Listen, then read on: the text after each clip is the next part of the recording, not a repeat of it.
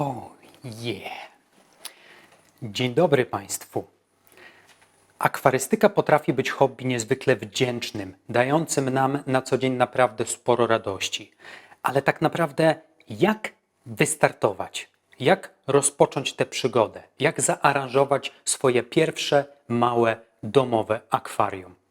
I dziś właśnie o tym, tam w tle za mną świeci się już, oświetlony jest taki mały skurczybyk, ponieważ zaaranżujemy dziś takie niewielkie akwarium, które tak naprawdę każdy z nas może postawić, czy to w salonie, czy w sypialni, czy w jakimkolwiek innym miejscu w domu, żeby podziwiać je samemu, albo inni przychodzący do naszego domostwa goście też, żeby mieli na czym zawiesić oko. Zrobimy to w stylu naturalnym, z żywymi roślinami. Jako ciekawostkę wykorzystamy popularną roślinę doniczkową. Dokładnie tę samą, którą możemy spotkać w tysiącach polskich domów. Dobra, się rozgadałem, zaczynajmy. Akwarium, które dziś aranżujemy, ma 36 cm długości, 22 cm szerokości i jest wysokie na 26 cm. Pojemność brutto wynosi 21 litrów. Szyby ze szkła OptiWhite o grubości 4 mm. Tylną szybę akwarium już kiedyś pokryłem zwykłą farbą akrylową w kolorze czarnym i tak też zostawimy. Na zbiorniku świeci belka LED marki Twinstar o mocy 11 W.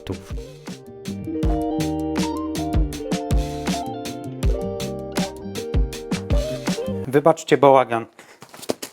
Już sprzątam, bo zapraszam Was do mojego studia, a tu taki nieporządek. Rzeczą, która spędza sen z powiek początkującym akwarystom, jest bardzo często kwestia tego, co mamy dać na podłoże, co tam umieścić tak naprawdę. Zwłaszcza, tak jak na dzisiejszym przykładzie zobaczycie, chcemy tam posadzić prawdziwe, naturalne, żywe rośliny. Nie chcę tutaj robić wykładu, który potrwałby 1,5 godziny. Najistotniejszą rzeczą do zapamiętania jest fakt, że mamy tak naprawdę 3 główne kategorie podłoży. Zwykły żwirek albo piaseczek, czyli coś, co po prostu możemy wykorzystać dekoracyjnie, co nie posiada absolutnie żadnych mikro lub makroelementów, z których mogłyby korzystać rośliny jako pokarm. Drugim tak naprawdę substratem, bo będę czasem mówił podłoże, czasem substrat, jestem za kamerą, zaraz do Was wracam. Drugim jest tak zwany substrat podżwirowy, który jak mamy żwir, no to dajemy to pod żwir i to jest taka jakby troszkę podsypka i to zawiera wszystkie mikro i makroelementy, których rośliny potrzebują. Natomiast dziś, moi drodzy, wykorzystamy trzeci rodzaj podłoża. Dla leniwych, w sensie nie dla leniwych, ale jest to podłoże, które w praktyce jest niezwykle wygodne w użyciu. To jest gdzieś, moi drodzy, jest tak. Wow. I to jest tak zwany substrat aktywny. On ma najczęściej postać takich granulek, takich trochę jak nieco większe ziarna kawy, ale kawy rozpuszczalnej. Widzicie? I teraz substrat aktywny różni się tym od pozostałych typów podłoży, że wystarczy otworzyć opakowanie, wsypać substrat, nie można go płukać, w przeciwieństwie na przykład do żwiru czy tam piasku. Wsypujemy i możemy w nim sadzić rośliny. Czyż to nie jest proste? Czyż to nie jest ułatwienie dla wszystkich tych, którzy chcą rozpocząć przygodę z akwarystyką? Oczywiście substrat aktywny ma swoją cenę. I ta cena jest niestety delikatnie wyższa niż taki standardowy żwir lub też taka podsypka pod żwir. Ale hej, dziś aranżujemy malutki zbiorniczek. Nie potrzebujemy tego dużo. Mały zbiornik, mniejszy problem, mniejszy zbiornik, mniejsze koszta. Jedna rzecz, zanim to wsypiemy i przejdziemy do działania. Na co zwrócić uwagę. Nie twierdzę, że musicie kupić ten konkretny substrat. To jest substrat japoński i ja z niego korzystam, bo akurat wpadł mi w ręce i też jest to kolejna okazja do tego, żeby przetestować właśnie to podłoże. Natomiast, ale też czytałem dobre opinie na temat tego substratu. I widzicie, niby ta sama paczka, niby ten sam substrat, ale spójrzcie, te granulki tutaj, one są nieco większe niż te tutaj.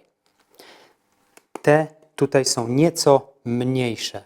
I teraz uwaga, czysto taka techniczno-wizualna jest następująca. Jeżeli aranżujecie zbiornik, który jest niewielki, który jest takich rozmiarów jak nasz dzisiejszy bohater, to polecam Wam serdecznie szukać takiego substratu aktywnego, który ma mniejsze granulki. Ponieważ większe granulki optycznie sprawią, że będzie jeszcze mniej miejsca. I zaraz też zobaczycie, im mniejsze granulki tutaj wsypiemy, o mniejszej wielkości, tym optycznie nam się jeszcze powiększy to może nie powiększy nam się optycznie jakby środek, ale jakbyśmy użyli grubszych granulek, no to na pewno optycznie by nam się pomniejszyła ta przestrzeń, a tego nie chcemy. To akwarium i tak jest skromnej objętości. Także chwytamy to o mniejszych granulkach. Oczywiście nie potrzebujemy tego aż 10 litrów, ale lepiej jak jest więcej, jak mawiał klasyk. Bym był zapomniał. To jest już moja preferencja. Nie wiem, czemu zawsze to robię na filmach. Oczywiście możecie to bezpośrednio z worka wsypać, ale z takiego worka chyba lepiej najpierw do tego. Drobniutki, kurczę, to rzeczywiście wygląda jak kawa. Jakby ktoś mnie wkręcił na Prima Aprilis, powiedział, hej, zapasz mi kawę, nabrałbym się. I teraz w zależności od tego, jaką macie wizję na to, co chcecie mieć w środku, ja wiedząc mniej więcej, co chcę robić, wysypuję substrat na całej powierzchni tak naprawdę. Oczywiście spróbuję delikatnie zrobić górkę w stronę tła, ale to nie ma teraz większego znaczenia. Ten zbiorniczek nie jest aż taki super duży. I to jest właśnie cały komfort pracy z substratem aktywnym, ponieważ nie trzeba nic myć, nie trzeba tutaj robić żadnych machlojków, żadnych sztuczek. Wystarczy je po prostu wsypać. Ile wsypać? No na pewno nie tyle. Wsypujmy tyle, a przynajmniej dzielę się z Wami jakby moim podejściem, bo też nie musicie się ze mną zgadzać. Ja wsypuję zawsze nieco więcej podłoża, jakiegokolwiek podłoża, tylko po to, żeby łatwiej sadziło mi się rośliny, zwłaszcza, że będą tutaj dwa gatunki rośliny o nazwie rośliny gatunku Kryptokoryna, która ma dość mocny system korzeniowy. Potrzebujemy dużo więcej, 3, może 4 razy więcej.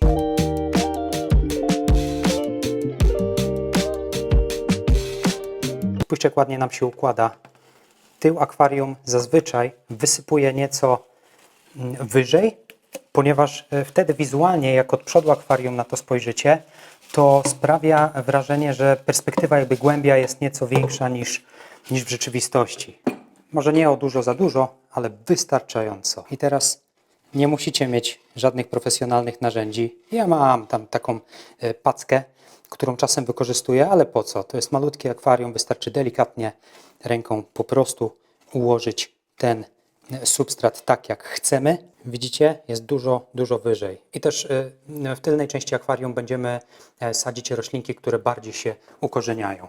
I teraz teoretycznie, jeżeli kupiliście tylko akwarium, tylko substrat, lampę, filtr i tak dalej, i rośliny, no to można by tu już teoretycznie zasadzić rośliny. I można to zrobić, ale dziś zrobimy coś bardziej wykręconego. Gdzieś tu miałem... Co? Dobra, bo jestem...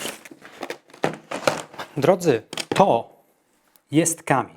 W sensie ja wiem, że wy wiecie, że to jest kamień. Ale jaki kamień? To jest kamień lawowy, znany również jako lava rock. I teraz ten kamień ma niezwykle ciekawą cechę. Otóż on, poza tym, że ładnie wygląda, taka jest moja opinia, posiada na swojej powierzchni, w swojej strukturze, jakby strukturę, którą posiada, mnóstwo, setki, tysiące, miliony malutkich porów. Ta powierzchnia jest niezwykle porowata. I dzięki temu, im więcej porowatych powierzchni w akwarium, tym więcej korzystnych, tudzież pożytecznych bakterii może się kolonizować na powierzchni takiego kamienia, czy to innej dekoracji, jaką umieszczamy właśnie w zbiorniku. I dlatego te kamienie lawowe są bardzo często wykorzystywane również przez akwarystów jako dodatkowe medium filtracji, medium filtracyjne do filtracji biologicznej. Im dłużej jest w akwarium, tym więcej bakterii pożytecznych się tutaj skolonizuje i te bakterie będą robić dobrą robotę w akwarium. Natomiast ten kamień jest o tyle ciekawy, że z uwagi na to, że nie wygląda najgorzej, wygląda, użyję dziwnego słowa, ale nawet trochę seksownie w kontekście akwarystyki, to on może być wykorzystywany nie tylko jako medium filtracji biologicznej, ale również jako dekoracja. I właśnie jako dekorację wykorzystamy go dziś w naszym zbiorniczku. Przepłuczmy to wcześniej. Wiem, że tu stoi płyn do mycia naczyń, ale nie używajcie żadnych środków chemicznych, ok? W takim momencie.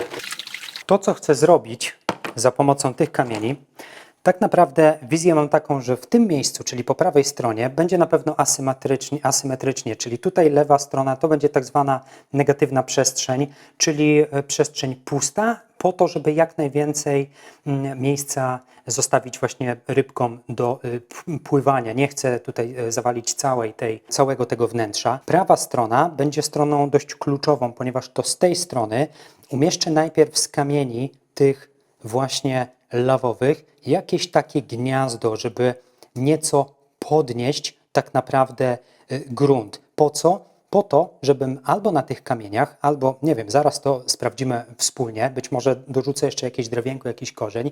Na tych kamieniach albo na tym gnieździe, który tutaj zrobimy, umieścimy roślinę doniczkową, umieścimy skrzydłokwiat, ale trzeba go jakoś tak naprawdę tutaj posadzić. Więc spróbuję na razie ułożyć jakoś stabilnie. To oczywiście ten substrat będzie się rozjeżdżał, będzie się rozchodził na boki. W ogóle nie musimy się tym przejmować. W sensie, jak się przejmujcie, to chcecie. Nie będę wam mówił, co macie robić, ani co macie myśleć. Ale na razie ja wiem, że niektórzy najpierw dają kamienie, a dopiero później substrat. Ja poszedłem w drugą stronę. Po prostu docisnę kamień, żeby on doszedł do dna akwarium, a substrat, jako że używamy aktywny, mogę sobie później paluchem poprzestawiać w inne miejsca. Także wrzucamy tu tyle tak naprawdę kamieni, aż do momentu, gdy uznamy, że to coś jest w miarę stabilne. Później można jeszcze podkleić te kamienie, ale to już w dalszej części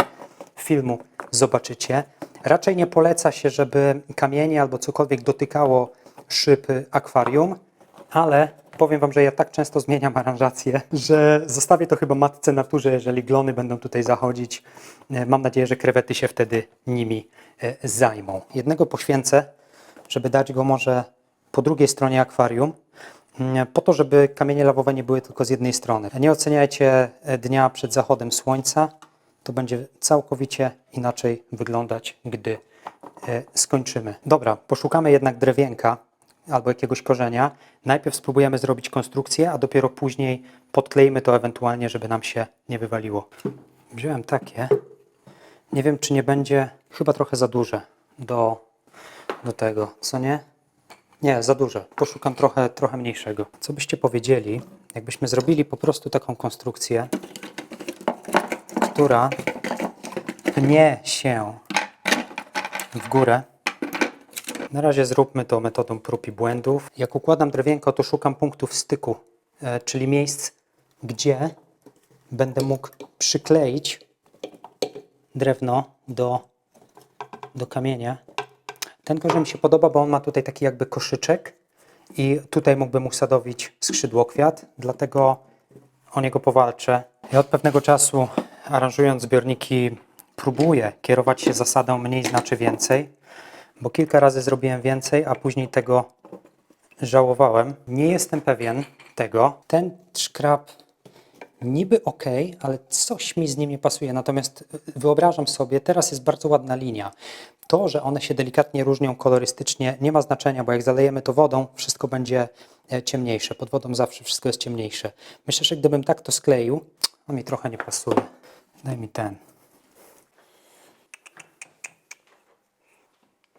W akwarystyce najczęściej do tego, żeby przykleić jakąś dekorację jedna do drugiej albo rośliny, wykorzystuje się klej tzw. cyjano-akrylowy. I on jest w różnej formie, w rzadkiej, średnio rzadkiej, średnio gęstej, gęstej. Ten, z którego ja akurat korzystam, bo wpadł mi w ręce, to ten klej. I to jest klej typowo do dekoracji, do kamieni, do korzeni. Wszystko, co należy zrobić, to znaleźć punkt styku pomiędzy korzeniem i kamieniem, znaczy dwie powierzchnie, które chcecie skleić i w szczelinę zaaplikować tego szkraba. On wiąże bardzo szybko, tak naprawdę w kilka minut, ale taką trwałość, prawdziwą trwałość osiąga dopiero po 24 godzinach. Czy będę tyle czekał? Nie wiem, ale zróbmy, co mamy do zrobienia. To, co ja robię i sprawdzało mi się już kilka razy, dla pewności, żeby ten klej mi związał, pierwszy punkt styku, daję papierek. Ten papier to jest po prostu nic innego jak kawałek ręcznika kuchennego, czy tam papieru kuchennego i dopiero teraz nałożę tam klej. Oczywiście to miejsce przykryjemy później jakąś rośliną, więc ono nie będzie widoczne dla osób, które będą obserwatorami tego ekosystemu.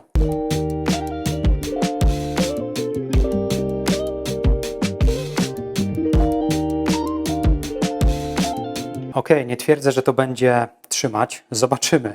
Tak naprawdę okaże się w momencie zalewania akwarium, czy to zostało dość odpowiednio, czy to zostało odpowiednio sklejone. Natomiast dam temu chwilę i zaczniemy powoli robić. To jest tak zwany hardscape, czyli czekajcie, posprzątam tutaj. Hardscape, czyli jakby taki twardy, surowy krajobraz naszego akwarium. I teraz będziemy wypełniać ten surowy krajobraz roślinnością, zielenią, a później już wypełnimy to prawdziwym życiem.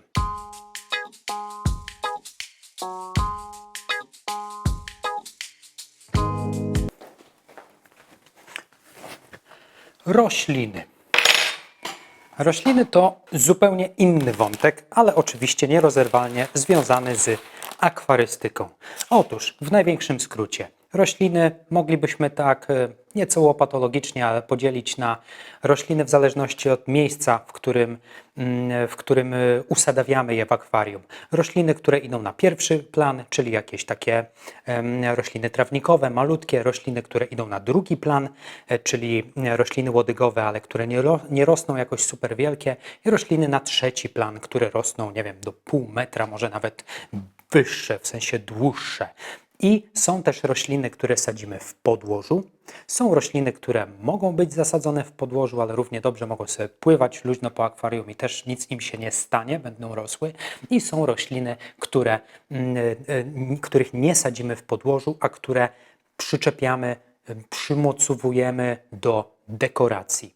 W tym konkretnym akwarium wykorzystamy rośliny na pierwszy plan, czyli roślinki trawnikowe.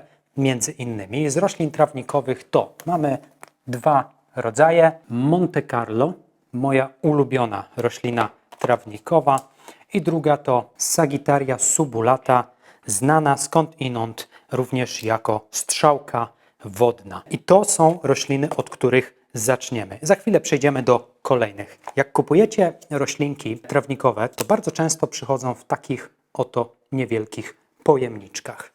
Nie jest to wielki problem, żeby przygotować rośliny. Oczywiście raczej nie robimy tak, że wyciągamy z pudełka i wkładamy do akwarium. To, co robimy, to mam tutaj miseczkę z wodą, zwykłą wodą kranową. Wyciągamy, o, proszę bardzo, one najczęściej są w takim płynie. Nie wiem, czy tutaj, o, tutaj Wam pokażę. W takiej galaretce jakby. Troszkę jakbyście właśnie do galaretki wrzucili. To jest taki galaretkowaty roztwór i tej galaretki musimy się pozbyć. Nie jest to trudne, wystarczy wziąć tą roślinkę i delikatnie zamoczyć w wodzie. I ta galareta odchodzi. Następnie mam tutaj daszek, w sensie pokrywka z pudła z Action. Nie wsadzamy całej rośliny, w sensie jak chcecie to możecie całą, ale ja chcę tam troszkę rozdrobnić. Paluchami delikatnie i jedna malutka sadzonka. Dalej paluchami, proszę bardzo, druga malutka sadzonka i tak dalej, i tak dalej. Jeżeli chodzi, czekajcie, jak będziecie kupować rośliny, które nie są w takiej hodowli, bo hoduje się zwierzęta, rośliny się uprawia. Jeżeli to nie jest uprawa bo w takich pudełeczkach, w takim żelu to jest uprawa, Boże, jak to się nazywało? To jest uprawa in vitro. To jest uprawa in vitro. Natomiast często, jak zamawiacie roślinki, na przykład nieco większe, dostaniecie je w koszyczkach. I te rośliny z koszyczków, tutaj akurat jest jeden z gatunków kryptokoryny. Jak wyciągniecie taką roślinę, byleby ostrożnie, z koszyczka, to ona będzie w takiej jakby gąbce.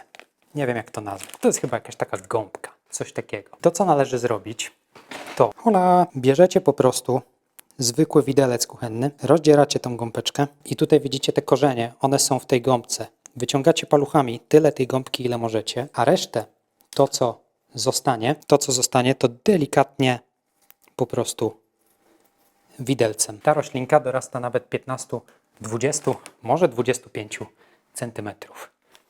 I tak z każdą kolejną rośliną. Są tutaj jeszcze, ta roślina jest dość ciekawa. Bucephalandra wavy green. Tej rośliny, moi drodzy, nie sadzimy w podłożu. Ona nie może sobie fruwać. Ją po prostu musimy przymocować do jakiejś dekoracji. Korzeni nigdy nie zakopujemy w podłożu. Obrobię te roślinki, oszczędzę Wam patrzenia na to i działamy dalej za 3, 2, 1. No i pyk. Mamy to. Wszystkie sadzonki gotowe do sadzenia. Tak naprawdę, jeżeli macie ograniczony budżet, nie musicie kupować kilku koszyczków. Możecie kupić mniej i poczekać, aż roślina sama się rozrośnie. Tutaj mamy kilka pięknych kryptokoryn. To jest kryptokoryna Becketi. Tutaj mamy kryptokorynę Willisi, jeśli dobrze czytałem etykietę. Także kilka kryptokoryn. Strzałka wodna to te wszystkie malutkie szczepy strzałki wodnej, tej Sagiraty subulat, nieważne. Spójrzcie, ile wyszło malutkich sadzonek, przepięknych sadzonek z jednego tylko malutkiego pudełeczka. Monte Carlo, tutaj mamy Bucephalandrę i tu mamy pięknego Anubiasa. To również te rośliny Bucephalandra i Anubias są mocowane do dekoracji. Anubias congensis round, czyli dość taka rzadziej spotykana odmiana. Lecimy z tym. Ważna uwaga, pamiętajcie, żeby przed sadzeniem bardzo mocno zwilżyć podłoże. Nigdy nie sadzimy roślin w suchym podłożu. I też jak macie rośliny obok, to też troszkę pyk, pyk. To jest zwykły taki ręczny karszerek ogrodowy, czy tam do podlewania kwiatów. Nasza dekoracja dotknąłem i trzyma się jak kamień, także jestem dość spokojny, jeśli o to chodzi. Nie mamy żadnych wysokich roślin, więc tak naprawdę mogę je sadzić całkowicie bez zalewania. Także tak jeszcze wiecie co, zanim zacznę, spojrzę jeszcze raz, jak to wygląda. Dobra, plan jest prosty. Rośliny trawnikowe wszędzie pierwszy front, środkowy front, kryptokoryny idą z tyłu. Normalnie by poszły na drugi plan, ale takie małe akwarium, no to nie ma tutaj drugiego i trzeciego, jest pierwszy i drugi według mnie, przynajmniej ja to tak aranżuję, czyli trawnikowe, kryptokoryny z tyłu, ponieważ one z czasem urosną nawet pod samą taflę wody. Na końcu przyczepimy rośliny korzeniowe i bierzemy się za naszego doniczkowego przyjaciela.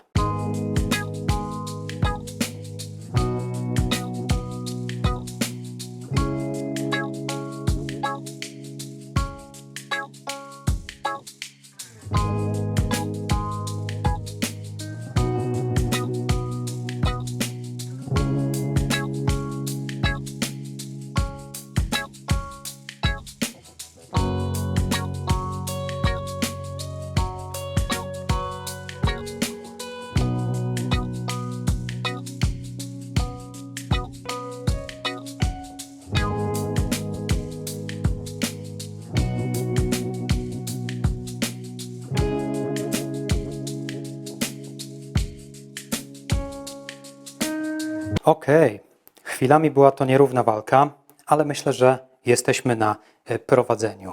Monte Carlo i strzałeczka posadzone. Trochę się tutaj boksowałem z tym, jak przykryć te miejsca z klejem. No było troszkę boksowania, natomiast wydaje mi się, że jakoś z tego wybrnęliśmy. Rośliny, jeśli bylibyście ciekawi, przykleiłem innym klejem niż tym do kamieni. Mianowicie był to oczywiście też klej cyjanoakrylowy, ale gęsty. Wystarczyło nałożyć troszkę na korzeń rośliny, trochę tego kleju i przymocować do dekoracji. Ok, z tyłu kryptokoryny, niech Was nie zwiedzie ich rozmiar, one za kilka miesięcy będą dużo większe. Dobra, czas na bohatera naszego odcinka, który to jest tutaj. Chodź, koleżko, pożyczymy Cię. Okej. To jest zwykła, domowa, doniczkowa roślina o nazwie skrzydłokwiat. Mega popularna i piękna roślina. Jak zakwita, taki keramzyt się wysypuje.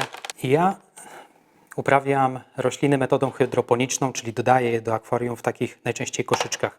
Dziś nie chcę korzystać z tego koszyczka. Natomiast jak spojrzycie, te korzenie wyglądają nieco inaczej od takich zwykłych korzeni doniczkowych. Otóż ja tę roślinę przyniosłem z IKEA, w sensie w doniczce. Wszystko, co musicie zrobić, jeżeli chcecie umieścić roślinę doniczkową w akwarium, to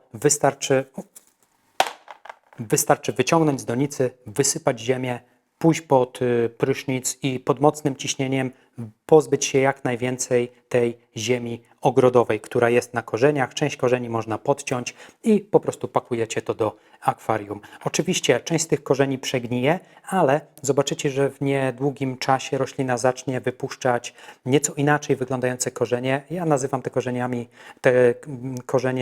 korzeniami hydroponicznymi. To oczywiście nie jest żadna oficjalna nazwa, ale chodzi o to, że roślina bardzo szybko zacznie adaptować się do tego, żeby pobierać związki organiczne, czyli pokarm bezpośrednio ze słupa wody. Spójrzcie, jakie piękne. I rośliny hydroponiczne w akwarium pełnią bardzo ważną funkcję, mianowicie wyciągają wszystkie te negatywne związki albo korzystne związki, których jest po prostu za dużo, jak azotany, azotyny itd. Nie będę Was zanudzał. Natomiast one robią bardzo fajną robotę, pomagając stabilizować ten cały wodny ekosystem. Pousuwam może te mniejsze i weźmiemy sobie takiego większego gada. Zobaczymy. No i teraz chwila prawdy. Ja w sumie nie wiem, czy to, co przygotowałem, będzie ok dla naszego... O, właśnie, mniej więcej te. Może wrzucę jeszcze te dodatkowe, zobaczymy. I po to tak naprawdę zrobiliśmy tutaj taki koszyczek, żebym ja mógł naszego brzdąca mniej więcej... Tak może? Jak to wygląda? Właśnie mniej więcej o to chodziło, żeby zrobić mu takie gniazdko. Rozgość się, koleżko. Nie wiem, co myślicie? Powiem Wam tak. Nigdy nie jestem pewien pracy, którą wykonuję, aż do ostatniego momentu. Zastanawiam się, czy on nie będzie za nisko, ale przecież nie będziemy zalewać pod sam top, tylko trochę niżej. Więc jedynym sposobem, żeby się przekonać, czy jest ok, to zalewamy to akwarium. A nie, jeszcze czekajcie, jeszcze filtr. Z filtracją szybko, bo późno się robi, ja chcę iść do domu. Otóż jest mnóstwo filtrów, nie lubię gadać aż tak długo o filtrach, także ja wybrałem do malutkiego akwarium filtr kaskadowy, czyli filtr, który zawiesza się na krawędzi akwarium. Do środka schodzi tylko plastikowa rureczka i cała ta maszyna, cała magia filtracyjna odbywa się poza akwarium, ponieważ filtr wisi przewieszony po drugiej stronie. To instrukcja. I to jest filtr polskiej produkcji firmy Aquael. Jeden z mniejszych kaskadowych, jakie w ogóle są na polskim rynku. Ten filtr jest przewieszony z tyłu za tylną ścianką. Skoro nasza ścianka jest tylna, filtr jest...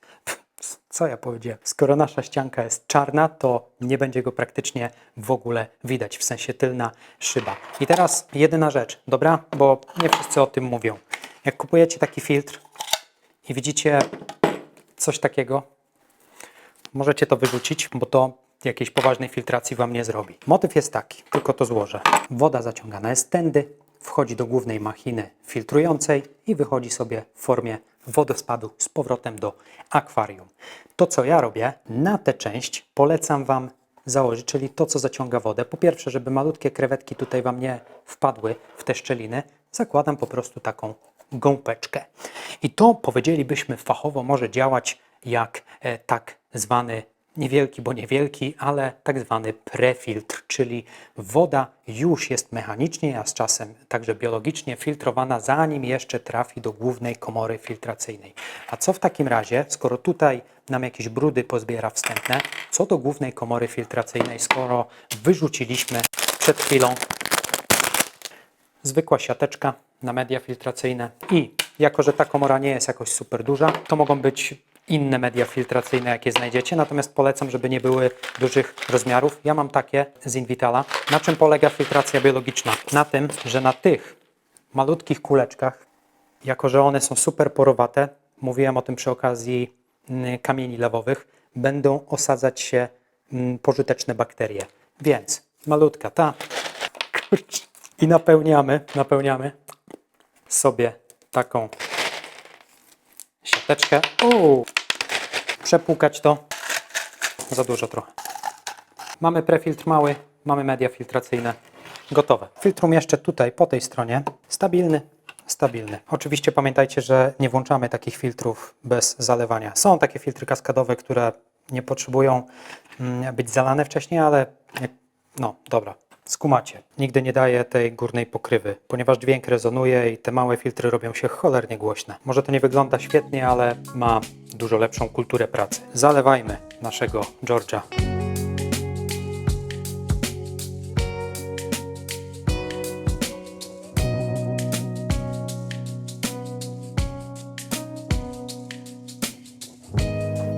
Nie wiem dlaczego, ale włączam filtr i mi nie działa.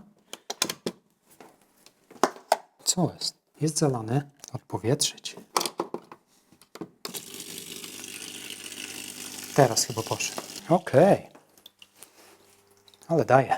Woda jest oczywiście mglista, mętna, ale myślę, że podjęliśmy dobrą decyzję, żeby skrzydłokwiat wpakować mniej więcej na tej wysokości. Zobaczymy. Wydaje mi się, że się przyjmie. Oczywiście ten efekt nie jest jeszcze ostateczny, nie jest końcowy.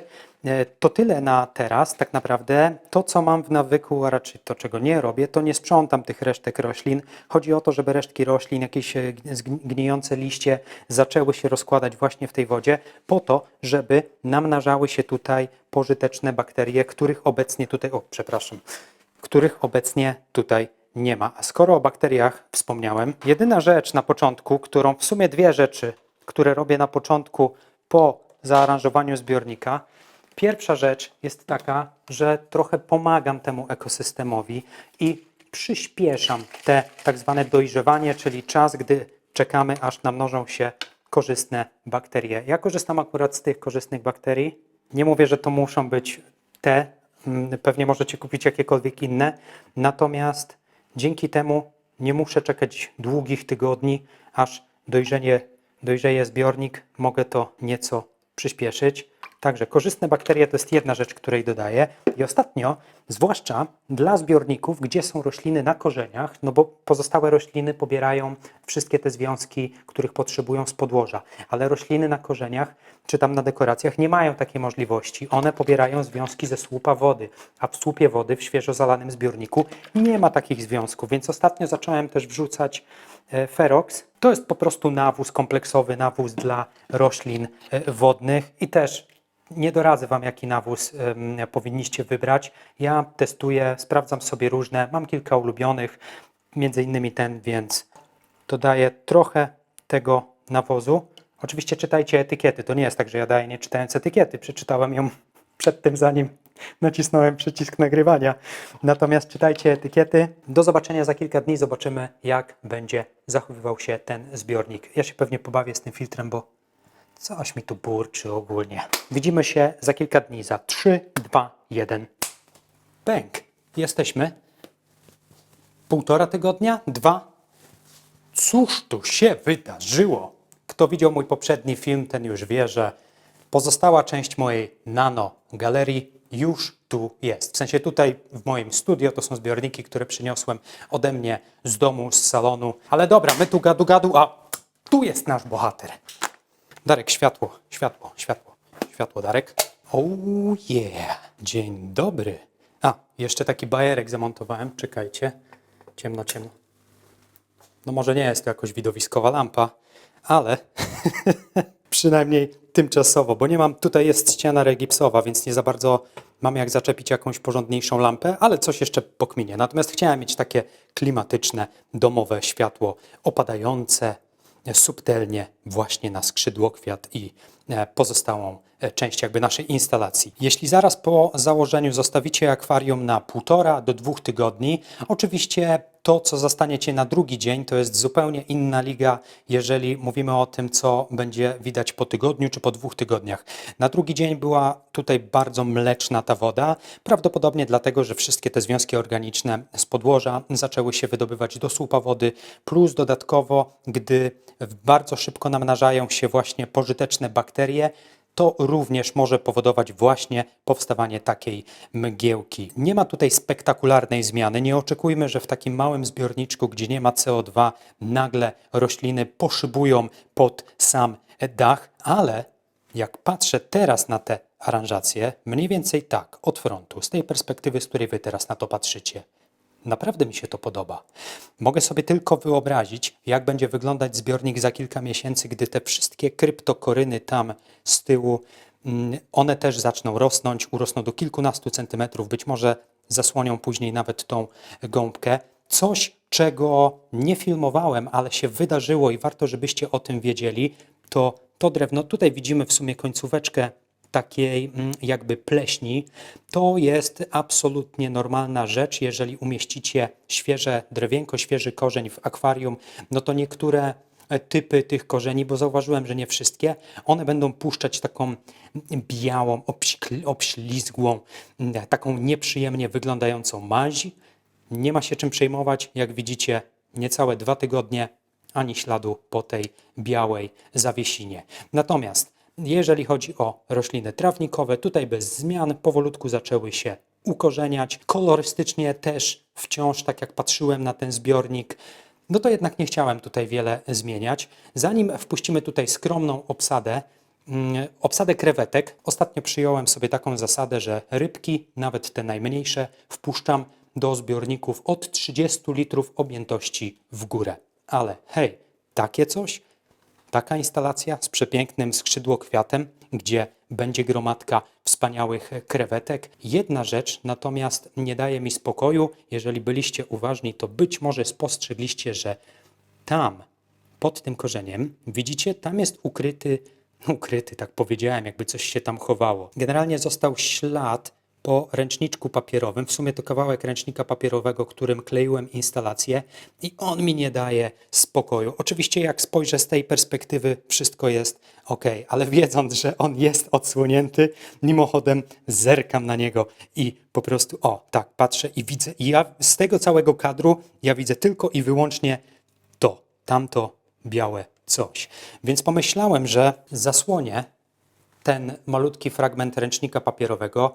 Wyciągnąłem z innego mojego zbiornika ode mnie z domu, z dużej 240-litrowej kobyły. Taką malutką, spójrzcie, jaka sympatyczna. Ta roślina to Anubias, ale jest to Anubias Petit Mini, jeżeli dobrze kojarzę. Nie jestem pewien, nie jestem dobry w ogóle w nazewnictwie roślin i pamiętaniu tych wszystkich nazw. Natomiast wydaje mi się, że ten mały elemencik idealnie przykryje nam właśnie tą białą skazę po moich pracach dekoracyjnych. I zrobię to oczywiście pod wodą, używając tego samego kleju do roślin, którego wcześniej użyłem. Ten klej jest gęsty, więc jak nałożycie go na korzeń i w miarę szybko, jednym precyzyjnym ruchem wcelujecie w dekorację, tylko uważajcie, żeby wam się palce nie posklejały, to spokojnie można wciąż doklejać takie niewielkie elementy czy rośliny nawet pod wodą. I spokojnie, krewetkom nic się nie stanie. Ten klej w momencie, gdy wejdzie w reakcję z wodą, automatycznie niemalże od razu zaczyna się zachowywać po prostu jak twardy plastik. Aha, gdzieś tu było, gdzieś tu było. Ten jest do dekoracji, a ten do roślin. Spróbuję najpierw bez kleju, ponieważ widzę, że jest tam taka luka, w którą teoretycznie mógłbym wcisnąć tego Anubiasa. Pytanie, czy mi się to uda? Nie, muszę przykleić jednak. Dobra, sorry Mieciu. Dobra, trzymajcie kciuki, bo mam w sumie jedną... A nie! Rękaw. Mam w sumie jedną szansę. W sumie nie jedną, no mamy kilka szans, ale... Come on, powiedz, że... Dobra, zrobiłem to niechlujnie, ale uwaga. Mam jeszcze jeden kawałeczek mały. Dobra, udało się. Ujdzie, powiem wam. Jest ok, działamy. Pierwszą wizję, jaką miałem na ten zbiornik, to to, że wpuszczę tutaj krewetki cherry shrimp, czyli czerwone, ktoś by powiedział czerwono-wiśniowe, niezwykle urodziwe. Jeżeli widzieliście moje poprzednie filmy, to wiecie, że krewetki cherry mam praktycznie w każdym moim zbiorniku. Ale tu niewiele zobaczycie, bo to naczynie jest mocno takie wyblurowane, w sensie nie widać, co jest w środku, albo widać bardzo niewyraźnie. Ale jedna uwaga techniczna, coś co robiłem poza kamerą, bo byłoby to strasznie nudne, gdybym to filmował, to aklimatyzacja krewetek. Kiedy przerzucam krewetki pomiędzy moimi zbiornikami, zwłaszcza te krewetki cherry, to zauważyłem, że one są dość harde. Tutaj są krewetki niebieskie. Jest to ta sama rodzina krewetek, czyli Neocaridina, tylko że Blue Velvet, jeżeli dobrze pamiętam nazwę. I zauważyłem, że ten konkretny gatunek krewetek jest o wiele bardziej odporny na nagłe zmiany parametrów wody. Nie zmienia to jednak faktu, że w momencie, gdy przywożę krewetki z zewnątrz, czyli od lokalnych hodowców albo ze sklepu akwarystycznego, to zawsze je aklimatyzuję. One, gdy przyjechały, były w tej wodzie, w której dostałem je od lokalnego akwarysty. Natomiast od 40, patrzę na zegarek, może 50 minut, co 5-10 minut dolewałem po troszku wody z tego zbiornika. Po co? Po to, żeby parametry tej wody mniej więcej zrównały się z parametrami wody, w której przyjechały do mnie te krewetki. Jeszcze jedna rzecz. Dostałem to też od lokalnego akwarysty, mianowicie roślinki pływające. Rośliny pływające są prześwietne. Ja uwielbiam roślinki pływające. Wystarczy kilka sztuk, zwłaszcza jak dojrzewa wam zbiornik. Co robią roślinki pływające poza tym, że zacieniają delikatnie przestrzeń? Wtedy czy to ryby, czy krewetki czują się bardziej bezpieczne. Również wyciągają, i to dość dobrze wyciągają, wszystkie te związki, których jest często albo czasem za dużo w wodzie, czyli azotany, azotyny i tak dalej. I dzięki temu pomagają jeszcze szybciej stabilizować ten cały zbiornik. Jedyna rzecz z roślinkami pływającymi to one bardzo szybko się propagują. Nie wiem, rozmnażają, nazwijcie to jak chcecie. Kurczę, zastanawiam się, czy ten filtr, który... To jest taka fontanna z filtra, jak widzicie. Mam nadzieję, że nie będzie ta fontanna wpychać tych roślin pod wodę. Wydaje mi się, że nie, że będzie ok. Dobra, także mamy roślinki pływające, jest skrzydłokwiat, wszystko jest gotowe, czeka na nowych gości. W sumie nie gości, na nowych lokatorów. Od razu pragnę zauważyć, że tych krewetek nie jest jakoś nie wiadomo ile. Akwarysta, od którego je wziąłem, tak naprawdę opchnął mi je ze swojej nadwyżki, tyle ile mu zostało. Jeśli się dobrze naliczyłem, to jest tutaj 12, może 13 sztuk niewielkich, jeszcze mikrusów, one urosną. Także bierzcie na to poprawkę. I jeszcze tak gwoli ścisłości, tutaj jest pan ślimak, ponieważ w międzyczasie, jak dojrzewał zbiornik, dorzuciłem kilka ślimaczków. Alright, 3, 2, 1. Opa, pomogę wam trochę. Come on. Oh yeah. Wszystkie? Come on. Come on, come on, come on. Ta. Mamy? Mamy to. Oczywiście są zestresowane. Nowe środowisko, nowe parametry wody. Ale spójrzcie na te małe, tak, niebieskie. Będą wyglądać rewelacyjnie. Tak, to jest normalne zachowanie. Jak kreweta rzeczywiście, no dość długo je aklimatyzowałem, ale mimo wszystko przyleciały, raczej przyjechały z zupełnie innego zbiornika. Teraz jak patrzę na to, że one są niebieskie, ja dość świadomie chciałem wrzucić tutaj niebieskie krewetki po to, żeby one kontrastowały albo przynajmniej miały kolor, który nie występuje w żadnym innym miejscu w akwarium. I wydaje mi się, że oczywiście one muszą trochę podrosnąć, bo teraz to są mikrusy, ale spokojnie, dajmy temu czas. Za kilka miesięcy zrobię aktualizację, pokażę wam, jak to wygląda, kiedy to wszystko zarośnie i wtedy Wydaje mi się, że naprawdę na tle tych zielonych roślin niebieski kolor tych krewetek pięknie będzie kontrastował. Kurczę, nie wiedziałem, że one będą takie małe. Naprawdę mam problem, żeby je uchwycić. Także docencie, jeżeli jakiekolwiek ujęcie uda się zrealizować z tymi krewetkami, docencie, bo tutaj 2 razy więcej wysiłku muszę w to włożyć. Nawet mając aparat ze świetnym autofokusem, nie jest to łatwa akcja do ogarnięcia. Świetnie. Teraz, patrząc na tą całą instalację, nawet z tą tymczasową lampką, nawet ten obraz pasuje. To są w ogóle tyłki kaczuszek, które buszują głową pod wodą, pod taflą wody na jeziorze. Co myślicie? Dajcie mi o tym znać. Napiszcie, czy macie jakieś krewetkaria u siebie, czy wrzucenie takiego skrzydłokwiatu, zaaranżowanie takiego niewielkiego ekosystemu wydaje Wam się sensowną, fajną, kreatywną rzeczą, gdzie postawilibyście sobie taki zbiorniczek lub jeżeli już macie taki zbiornik, to w jakim miejscu w Waszym domu on stoi. Ja uważam, że misja została zrealizowana. Oczywiście to nie jest jeszcze finalny efekt, ale za kilka miesięcy, myślę, że wszystko pójdzie w dobrym kierunku. Grunt to optymistyczne i pozytywne myślenie. Czasem to, co najmniejsze, potrafi przyciągnąć wzrok najmocniej. 21 litrów. To zaledwie skrawek przestrzeni, a jednak udało się w nim zamknąć cały mikrokosmos. Spójrz na te detale. Aktywne podłoże, które daje życie. Rośliny trawnikowe, które wkrótce zmienią się w naturalny dywan. I te ciemne, porowate skały lawy. To one nadają całości charakteru. Każda kryptokoryna, każdy splot korzenia ma tu swoje miejsce. Ale to, co najciekawsze, dzieje się na styku 2 światów. Skrzydłokwiat, który pewnie trzyma się toni, wypuszcza swoje liście wysoko ponad lustro wody. To jest prawdziwa harmonia, gdzie granica między akwarium a pomieszczeniem niemal całkowicie znika. W tak małym litrażu mniej znaczy więcej. Skromna obsada czuje się tu doskonale, a Ty zyskujesz żywy obraz, który zmieści się na każdym biurku czy szafce nocnej. To dowód na to, że nie potrzebujesz wielkich przestrzeni, żeby stworzyć coś, co każdego dnia będzie koić Twoje zmysły.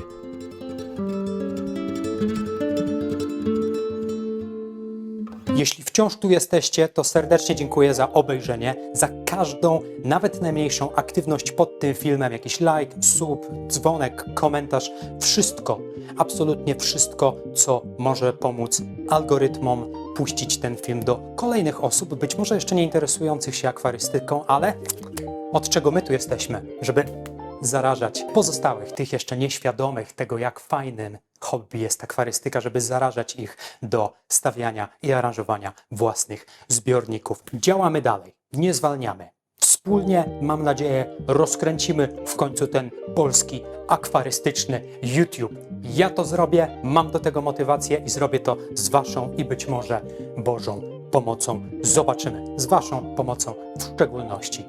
Do zobaczenia wkrótce i dbajcie o siebie i innych. Cześć!